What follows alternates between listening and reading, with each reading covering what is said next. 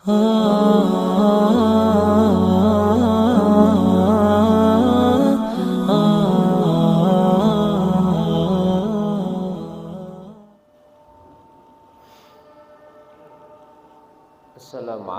warahmatullahi wabarakatuh.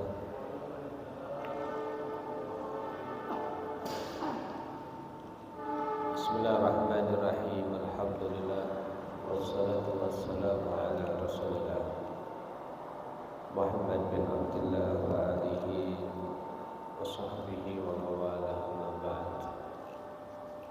La haula wa la quwwata illa billah.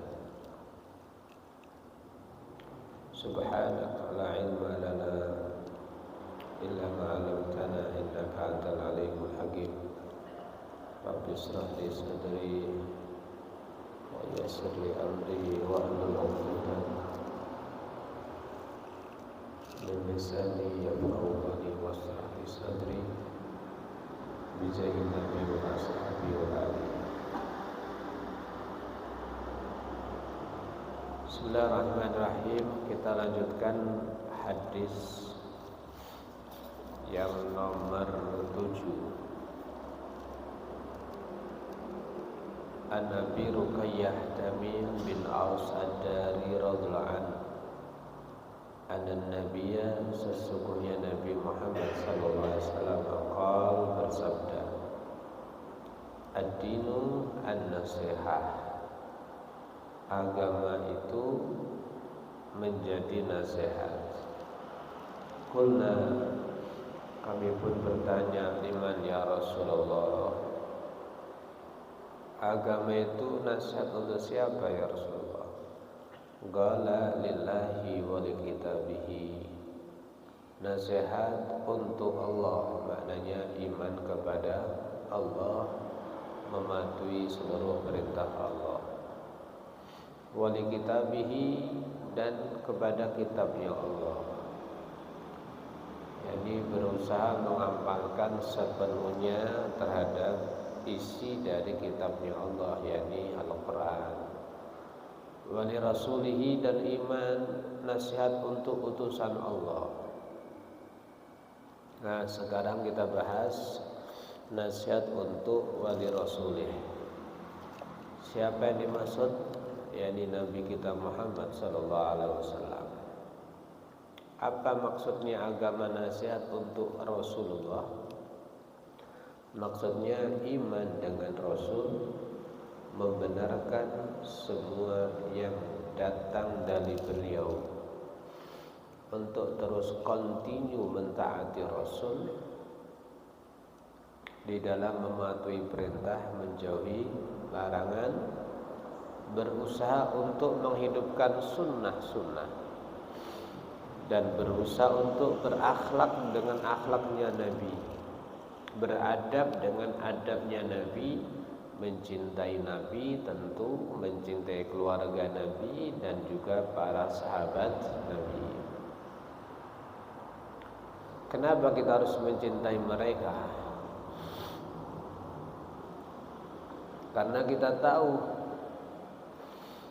asasul Islam, pondasi daripada Islam adalah cinta Nabi, cinta keluarga Nabi, dan juga cinta dengan sahabat Nabi.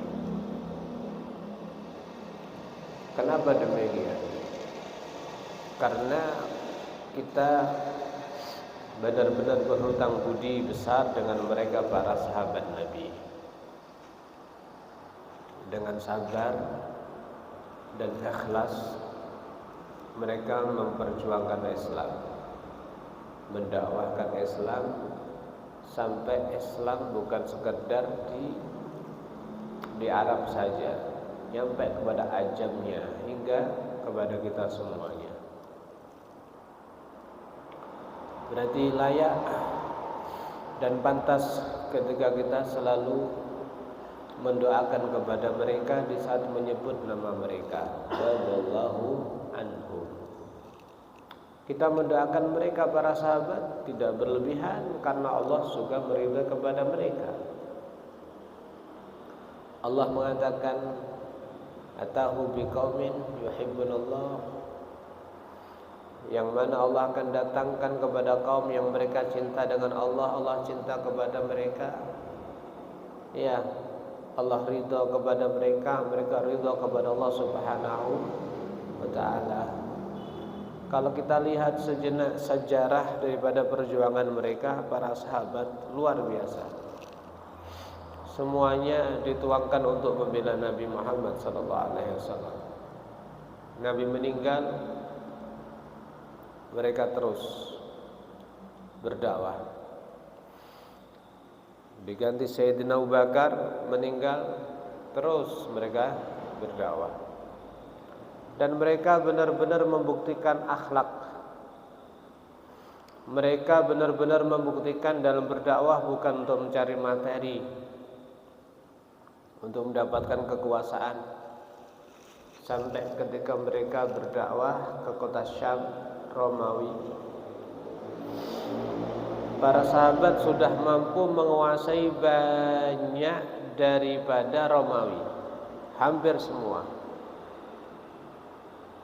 Akan tetapi yang menakjubkan, raja mereka bertanya, kalian sudah punya semuanya, kalian sudah kuasai daripada kami, kekayaan kami, harta kami, emas kami, pakaian megah kami. Kenapa kami temukan pemimpin kalian masih aja bajunya tembelannya 12? Kalian tidak pakaikan dalam leher kalian, tidak dipakaikan kepada kemegahan kalian. Ini keadaan para sahabat Nabi Muhammad SAW. Sampai ada seorang sahabat Surahbil atau siapa itu, Katibul Wahyi, seorang pencatat daripada wahyu Nabi Muhammad SAW, ditantang untuk duel dengan Al-Guju, panglima terkuat daripada orang-orang Romawi. Maka beliau maju, melihat poster dan pakaian kayak gitu, maka panglima ini senyum dengan meremehkan. Kenapa? Karena kurus, pakaiannya juga seadanya, ini perang. Kenapa kurus? Karena waktunya banyak untuk puasa, malamnya ibadah kepada Allah Subhanahu wa ta'ala. Akan tetapi pasukan-pasukan yang seperti ini, mereka ketika berjumlah 3.000 melawan 30.000 siap. Ya, maka ketika maju diremehkan. Inilah yang jelas keadaan daripada para sahabat Nabi Muhammad SAW. Mereka bergelimang harta, dapat banyak rampasan, dapat banyak kekuasaan, tapi sedikit pun mereka telah tuangkan seluruh hidup, waktu, nyawanya untuk Allah, bukan untuk mencari dunia. Inilah mereka jasa daripada para sahabat Nabi Muhammad SAW. Sehingga upaya demi upaya Romawi untuk mempertahankan daripada kekuasaannya nggak mampu. Ya, mau dikasih apa? Disodori materi, nggak mau. Di antara mereka ditangkap jadi tawanan. Pilih mana? Kita seksa atau cukup nurut, kamu tanaswar jadi Nasrani, tak kawinkan saya punya anak perempuan. Kemudian kamu saya kasih kekuasaan sekian. Jawabnya simpel. Kalaupun seandainya kamu memiliki dunia, semua milik kamu kau kasihkan kepada saya tidak akan berubah menjadi Nasrani. Kalau enggak, kamu saya seksa. Kalaupun kamu potong-potong, kamu cincang tubuh saya juga tidak akan jadi Nasrani. Saya tidak takut dengan semuanya. Kami telah ditunggu para bidadari di surga Allah Subhanahu wa ta'ala. Sedikit pun enggak ada ngowelnya. Ada keadaan para sahabat yang jumlahnya selalu sedikit melawan lawannya, musuhnya, ya, berkali-kali lipat, tapi tidak bisa dikalahkan. Diuji dengan materi, rayu dengan materi dan kedudukan, tidak tergeser. Ditakut-takuti dengan ancaman siksaan juga tidak takut. Karena pedoman daripada mereka, kami berperang ini kalau kalah itu tujuan kami, yakni kami mati. Tapi kalau menang kami merasa menyesal. Tidak ada di antara kita kecuali satu di antara kita semuanya memohon mati syahid. Kata mereka para sahabat Nabi Muhammad SAW. Sehingga mereka bukan sekedar berperang, enggak sedikit daripada orang-orang Romawi masuk Islam. Karena benar-benar kaum yang seperti ini tidak bisa dikalahkan dengan kekuatan apapun. Karena hatinya masih nyambung sama Nabi Muhammad, taat kepada Nabi Muhammad, tidak tergiur daripada dunia, tidak tergiur daripada kedudukan, tidak takut daripada siksaan dan seterusnya. Memang benar-benar sesuai yang Allah ungkapkan di dalam Al-Quran.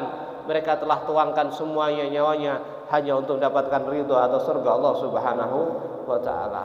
Jasa besar para sahabat sehingga Islam tersebar ya di Romawi, Irak, Mesir dan sebagainya. Masya Allah. Kemudian berarti dari sini wajib kita cinta sama mereka. Wajib kita mengakui keagungan daripada mereka. Kemudian wali aimatul muslimin. Agama ini nasihat untuk seluruh imam-imamnya orang Islam. Apa maknanya? Ini kepada para pemimpin orang Islam. Yani kita menolong mereka ketika mereka dalam keadaan hak. Tapi kalau mereka keliru, kita ingatkan kepada mereka. Mengingatkan penguasa ini bukan hal yang mudah. Makanya Nabi mengatakan afdalul jihad kalimatul haq inda sultanin jair. Paling utamanya perang adalah mengingatkan kekeliruan kepada penguasa atau kalimatul haq, ucapannya hak yang benar kepada seorang penguasa yang jahat dan lajut. Ini adalah perang yang paling berat. Kalau udah yang keliru itu rakyat biasa, kita bisa tegas. Tapi kalau yang keliru adalah penguasa, wah berat. Makanya dikatakan apa? An-nas ala dini mulkihim. Manusia itu kalau pengen tahu akidah atau agamanya, seringnya tergantung bagaimana penguasanya. Kalau penguasanya Mu'tazilah, Khawarij, bisa jadi ditekan masyarakatnya. Kalau enggak penjara, siksa, ya dihancurkan rumahnya, dihancurkan keluarganya, diambil hak-hak asasinya. Ini berarti kalau udah penguasanya seperti itu akan berubah semuanya. Makanya apa? Termasuk agama itu nasihat kepada a'immatul muslimin. Kalau dia benar kita nurut, tapi kalau dia keliru kita ingatkan dan mengingatkan kepada mereka. Bukan hal yang mudah, ya, bukan hal yang mudah. Kalau orang di bawah kita keliru, kita mungkin bisa tegas. Kalau di atas kita ya apa? Makanya orang itu kalau 1000, 2000 dia bisa tegas. Ini haram, 1000, 2000 ya. Kalau 100 juta haram enggak kira-kira?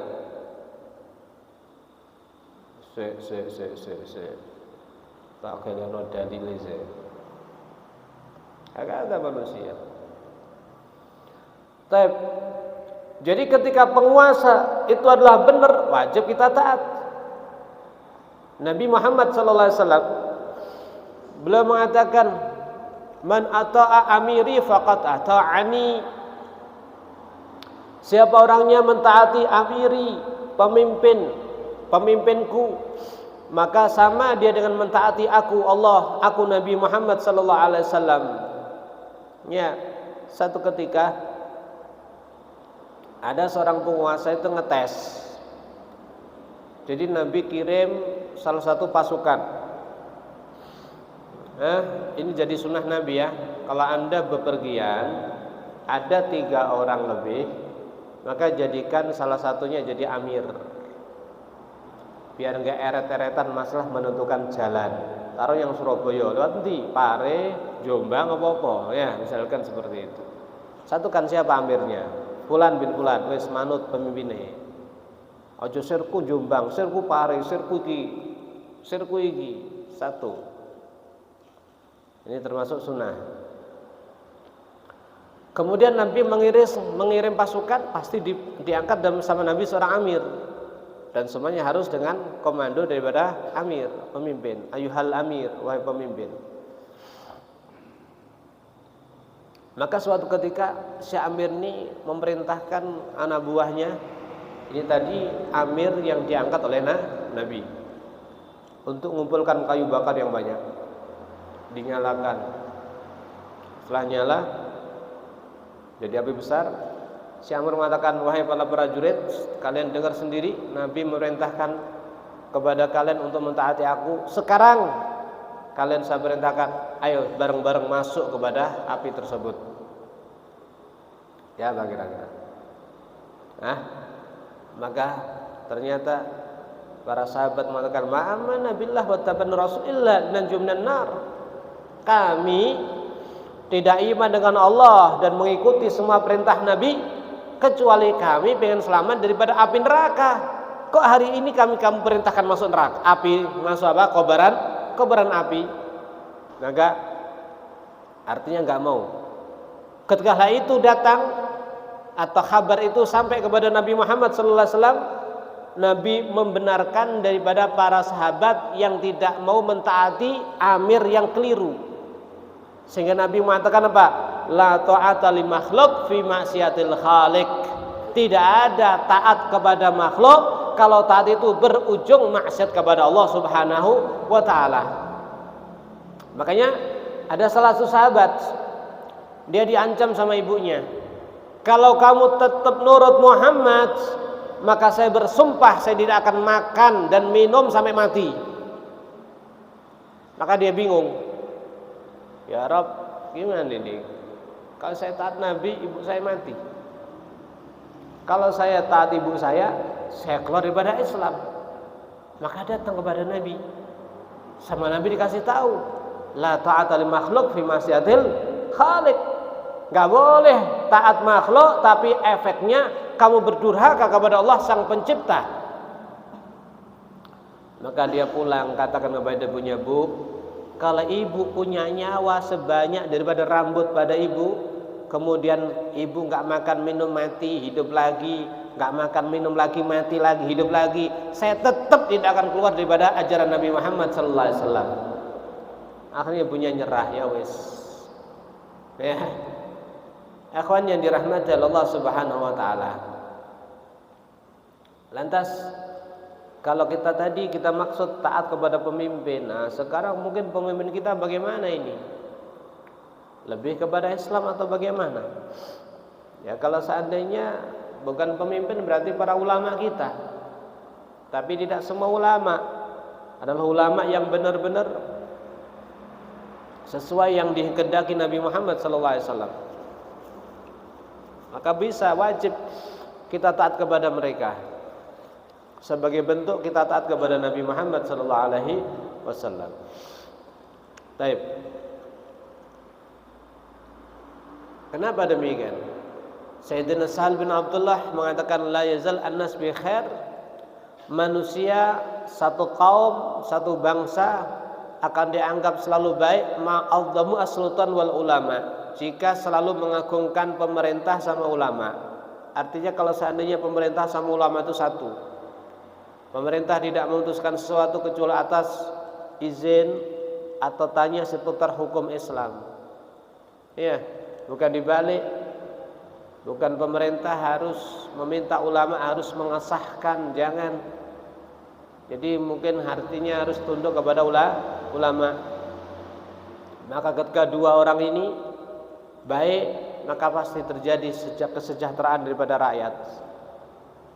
Perhatikan kekhalifahan Sayyidina Umar yang dipimpin bukan sekedar bangsa Arab, Ajam, ada Romawi, ada Persia, ada Mesir. Yang saat itu alat komunikasi tidak seperti sekarang. Ada masalah harus datang dari Mesir ke Madinah, berjalan bisa 1 minggu. Ya. Kemudian jawabannya Umar dibalikan lagi, jalan lagi 1 minggu. Dan seterusnya dan seterusnya. Tapi semuanya karena saat itu Sayyidina Umar seorang ulama sekaligus menjadi seorang sultan. Kalau zaman khalifah, khulafa ar-rasyidin, ulama sekaligus menjadi pemerintah. Maka keadilan. Makanya Nabi mengatakan khalifah setelahku 30 tahun penuh dengan rahmat. Penuh dengan apa? Rahmat. Ternyata setelah dihitung itu adalah masa kekhalifahan mulai Sayyidina Abu Bakar, Umar, Utsman, Ali, dan ditambah beberapa bulan daripada Sayyidina Hasan bin Ali. Walaupun ada pendapat yang lain, Sayyidina Umar bin Abdul Aziz juga termasuk khalifah yang saleh, yang adil. Adapun setelah itu mulai. Jadi kalau dulu ulama sekaligus apa? Pemimpin, apa khalifah atau pemerintah sekaligus ulama. Semuanya hukum menurut kepada Sayyidina Umar, Sayyidina Abu Bakar, Sayyidina Utsman, Sayyidina Ali. Tapi setelah saat itu ulama, sultan, pemerintah tugasnya sultan saja, sehingga dia perlu untuk mengatasi masalah terjadi di antara masyarakat kembali kepada 2 sumber hukum Al-Quran dan hadis. Mereka ngangkat ulama-ulama, jadinya qadhi. Ketika pemerintah perlu ulama untuk jadi qadhi, mulai ada orang niatan dia cari ilmu untuk supaya diangkat jadi qadhi, dapat gaji, dapat fasilitas negara. Mulai muncul thalabud dunya bidin, cari agama, cari duit, ya, dengan gedok agama. Muncul munafik, muncul macam-macam, dan seterusnya. Jadi yang jelas, ya Allah, kita selalu berharap dan berdoa semoga para pemimpin kita ya senantiasa adalah orang-orang yang takut kepada Allah Subhanahu wa taala. Orang-orang yang akan benar-benar mewarisi daripada Nabi Muhammad sallallahu alaihi wasallam. Kalau kita lihat kepemimpinan Nabi, siap jadi pemimpin ya siap melarat. Ya. Nabi apa? Allah mahyini miskinan. Ya Allah, hidupkan aku dalam keadaan miskin, wahsurni fi zumratil masakin. Masukkan aku kepada golongannya orang miskin. Sayyidina Abu Bakar kurus, habis hartanya untuk membela Islam. Sayyidina Umar demikian, sampai dipaksa untuk makan supaya badannya enggak. Waktu mau pembebasan Baitul Maqdis, yang ternyata diprediksi sama kitab daripada mereka, yang bisa membebaskan Baitul Maqdis adalah seorang yang bernama Umar, jadi khalifah daripada pengganti daripada seorang nabi namanya Muhammad bin Abdullah. Ternyata ya saat itu khalifahnya mereka orang Islam. Datang Sayyidina Umar, karena mereka adalah orang-orang yang kaya, bajunya Umar dari Madinah disuruh copot. Enggak pantas, Anda ditunggu-tunggu, semua mata menunggu kepada Anda. Disuruh ganti baju. Maka dibakar sejenak, enggak, kembalikan baju saya. Apa kata beliau? Inna qaumun a'azzanallahu bil Islam wala natlubu al-izza min ghairihi. Inna, sesungguhnya kami, qaumun, sebuah kaum, a'azzanallahu bil Islam, yang Allah muliakan kepada kami dengan agama Islam, wala natlubu al-izza, dan kami tidak berharap, tidak mencari kemuliaan min ghairihi, dari selain Islam. Kami mulia bukan karena baju, kami mulia bukan karena secara zahiriyah, tapi kami mulia dengan patuh dengan semua perintah daripada Islam. Ada dulu, masya Allah. Baik. Kemudian an-nasiha wa ammatihim, agama juga nasihat kepada orang awamnya, mayoritas daripada orang Islam. Maksudnya apa? Coba di antara kita targetkan pada hati kita. Kita berharap semoga seluruh orang Islam, umat Muhammad terutama, umat Muhammad muslim atau kafir, semoga semua dapat hidayah, masuk Islam, selamat dari neraka. Harusnya seperti itu. Kenapa? Nabi itu harisun alaikum bil mu'minina Raufur Rahim. Ini sifat Nabi dalam Al-Quran. Ambisi Nabi berharap tidak ada orang yang masuk neraka. Bukan sebaliknya, udah muslim kamu anggap neraka. Perhatikan ketika sebuah mayat lewat di depan Nabi, Nabi bertanya, mayatnya siapa ini? Saya dikasih tahu, oh mayatnya Yahudi ya Rasulullah. Nabi menangis. Ya Rasulullah, Yahudi meninggal ada menangis. Apa kata Nabi? Kok bisa ada orang mati tanpa mengucapkan kalimat syahadatain, padahal saya hidup di tengah-tengahnya? Berarti dia tidak berhak, ya, berarti saya tidak bisa masuk untuk ngasih syafaat kepadanya, karena kalau nggak bawa Islam akan masuk neraka selama-lamanya. Nabi mensadar itu. Hakata seharusnya kita ini punya perhatian besar bagaimana tentang keislaman, bagaimana keimanan saudara kita, masyarakat kita. Sehingga para soleh, orang-orang yang sudah dididik Nabi Muhammad SAW, belum mengatakan saya berharap orang yang hidup di zaman saya nggak ada yang masuk neraka Allah Subhanahu wa Ta'ala. Harusnya seperti itu. Sehingga terkenal di antara mereka, kalaupun ada orang memusuhi kepadanya, belum dia tidak tidur kecuali apa? Doa, ya Rabb, yang memusuhi kepada saya ampuni dosanya ya Rabb. Ya, kasih hidayah ya Rabb. Tunjukkan kepada kebenaran ya Rabb. Kemudian ini ya Rabb. Kata mereka. Para sahabat Nabi demikian. Ada salah satu sahabat Nabi masuk pasar, uangnya dicopet. Maka langsung penduduk pasar membela sahabat Nabi, dikejar itu copet, tertangkap, rame-rame dibawa kepada sahabat Nabi. Maka sahabat Nabi mengatakan, ketahuilah ya halasuk, wahai penduduk pasar, ketahuilah yang nyopet kepada hartaku saya kasih dua hal. Satu, kalau dia nyopet karena dia butuh, nggak punya duit, maka halal untuknya. Tapi kalau dia nyopet karena maksiat kepada Allah, saya doakan semoga ini maksiat yang terakhir bagi dirinya. Nggak ada dilanat, nggak ada semoga masuk neraka, nggak ada ini, nggak. Lesan yang suci, akidah yang lurus, yang diterima, yang didapati dari Nabi Muhammad SAW selalu memunculkan harapan semoga semuanya masuk surga Allah Subhanahu wa Ta'ala. Hakata seharusnya. Bukan dikit-dikit kita melaknat, bukan dikit kita mengkelirukan, mengklaim dia sesat dan sebagainya. Ya, jangan salahkan dia kalau dia nggak punya ilmu, mungkin salahkan kita. Kenapa kita nggak bisa berdakwah kepadanya? Kenapa kita nggak bisa duduk dengannya untuk membahas dengan Islam yang benar? Kenapa kita tidak bisa berdakwah untuk menyampaikan syarat daripada sholat, wudhu yang benar, puasa yang benar, zakat yang benar? Oleh karena daripada itu, ya, dalam sebuah hadis Nabi Muhammad SAW mengatakan, inna ahabba ibadillah ilallah ansahuhum li ibadih. Sesungguhnya hamba ini yang paling Allah cintai, yang paling memiliki sifat nasihat kepada hamba-hamba yang lain. Hamba ini yang paling Allah cintai, yang dalam benaknya bukan sekedar materi pribadinya, kepuasan nafsu daripada keluarganya, tapi yang dia pikir adalah bagaimana seluruh umat Muhammad dapat hidayah dan dapat petunjuk dari Allah Subhanahu wa Ta'ala. Ikhwan yang dirahmati Allah Subhanahu wa Ta'ala, berarti kita akan semangat menunjukkan mereka kepada khair, kepada Islam, kepada taat. Ya, kemudian apa? Kalau mereka keliru kita nasihati. Nasihat kita bukan numpang amarah.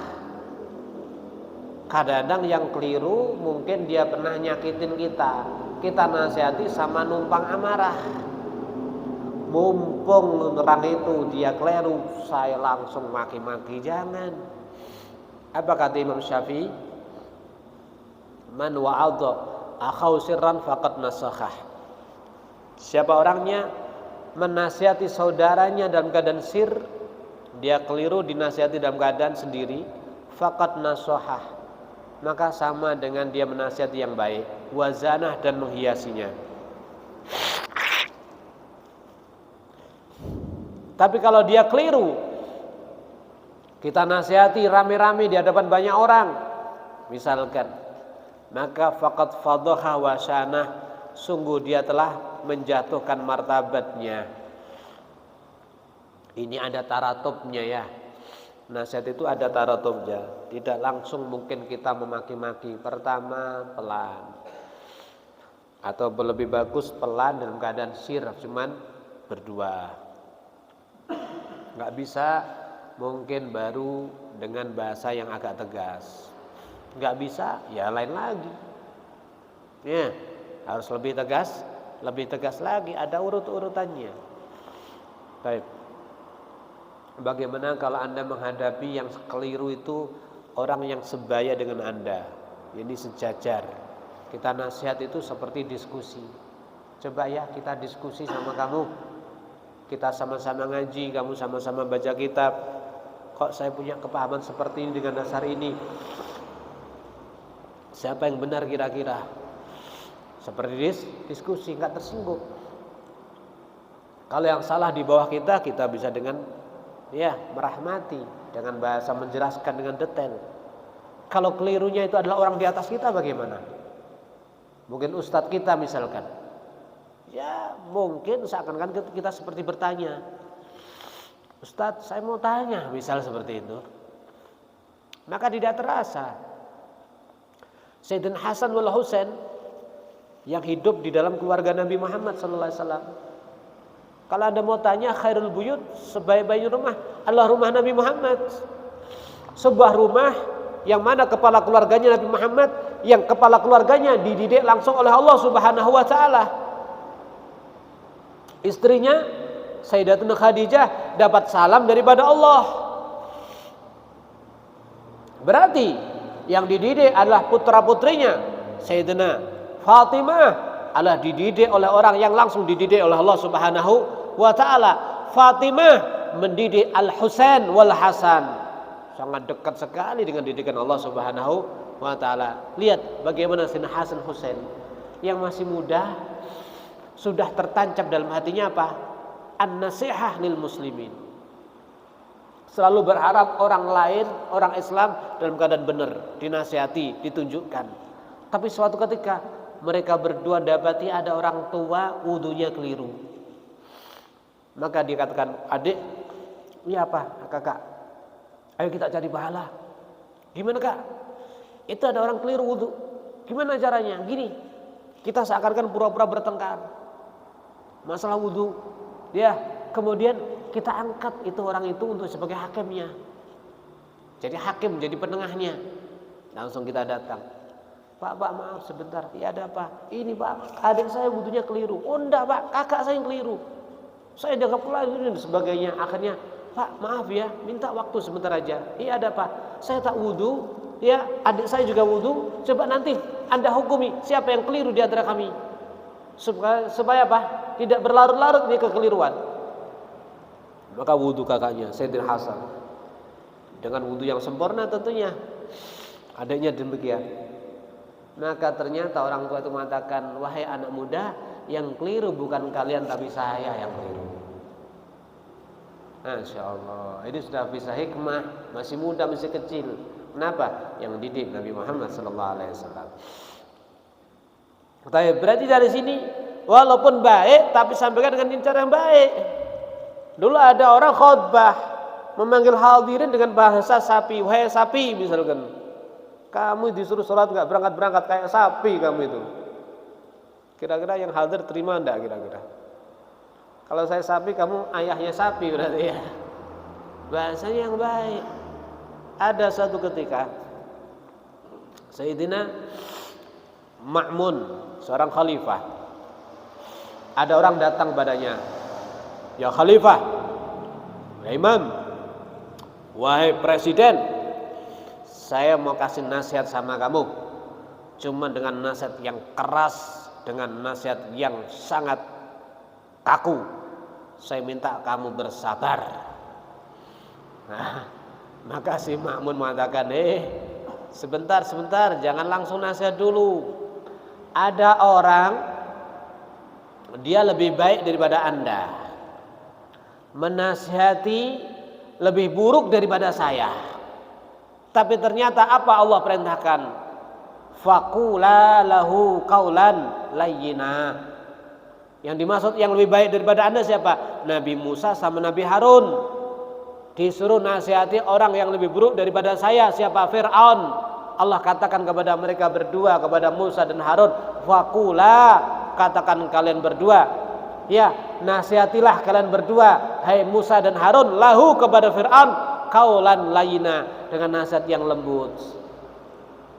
Alhasil dari sini, hendaknya di hati kita semuanya harus tertancap sifat nasihat, selalu berharap kebaikan kepada orang Islam. Seperti halnya kita tidak mau rugi, jangan buat orang lain rugi. Ada seorang yang soleh, namanya Muhammad ibn Munkadir. Dia punya toko jual kain. Kainnya dengan dua macam. Satu harganya 10.000 yang bagus, yang biasa harganya 5.000 per meter. Itu contoh-contoh aja. Suatu ketika waktu jaga toko, masuk waktu mau sholat jamaah, dia berangkat ke masjid. Dia ngomong sama keponakan, kamu tunggu ya, tapi tolong ya jangan keliru dalam jual. Yang sebelah kanan ini per meternya 10.000, yang kiri per meternya 5.000, jangan keliru. Siap, berangkat beliau. Ketika beliau pulang dari sholat jamaah, ketemu ada orang Arabi bawa kain, dan dia tahu benar pasti kain beli dari toko saya. Dia mau tahu ponakan saya tadi jualnya keliru apa salah ya, keliru apa benar ya. Maka tanya, wahai Arabi, maaf, saya perlu sebentar. Iya, ada apa? Beli kain? Iya. Dari toko mana? Toko sebelah sana. Oh, lihat sebentar. Oh, berapa ini kamu beli per meter? Oh, ini 10.000. Ini 10.000. Langsung, la ilaha illallah. Gimana keponakan saya ini? Saya bilang yang jenis ini 5.000 kok dia 10.000. Ya hadza, apa maksud Anda? Enggak gini. Yang Anda baru beli kain tadi itu toko saya. Penjualnya itu keponakan saya. Kain kayak gini bukan 10.000 per meter, tapi 5.000. Kok dijual 10.000? Kata si Arabi, enggak apa-apa, Pak. Saya kalau pulang nyampe di daerah saya jual 20.000 laku kok. Saya udah untung. Ya, walaupun enggak apa-apa, saya enggak mau. Saya sebenarnya saya enggak mau rugi, kamu juga saudara muslim, saya enggak boleh rugi. Terus, apa maksud Anda? Gini, kamu pilih. Ya, apa? Kamu kembali ke toko saya, karena itu harganya 5.000, saya tambah lagi. Atau saya kembalikan uangnya. Atau kalau nggak mau, kita bubarkan apa? Akadnya. Masya Allah. Padahal yang beli sudah ridho ini ya. Akhirnya sudah, saya dikasih uang aja dah. Dikasih uang. Setelah itu dia jalan. Ketemu orang, Pak maaf, di toko sana itu siapa yang punya itu? Kok orangnya kayak nggak mau duit itu ya? Orangnya kok kayak gitu? Maka ditanya, dia namanya Muhammad ibn Munkadir. Langsung kaget, la ilaha illallah, Muhammad ibn Munkadir, seorang yang soleh. Di daerah kami pedalaman sana, gunung sana, kalau ada paceklik, kami minta kepada Allah hujan. Tawasul kami dengan Muhammad ibn Munkadir, langsung Allah kasih hujan kepada kita. Nah gini orangnya ya, nggak mau dunia, nggak mau ini, punya nasihat lil muslimin. Dah alhasil dari sini, hendaknya kita setiap orang Islam tancapkan sama hati kita, seperti hanya kita pengen baik, kita pengen maslahat, kita pengen sejahtera. Semoga hal itu juga juga akan terjadi kepada saudara Islam kita yang lain. Amin Allahumma amin. Walhamdulillahirabbil alamin. Wassalamualaikum warahmatullahi wabarakatuh.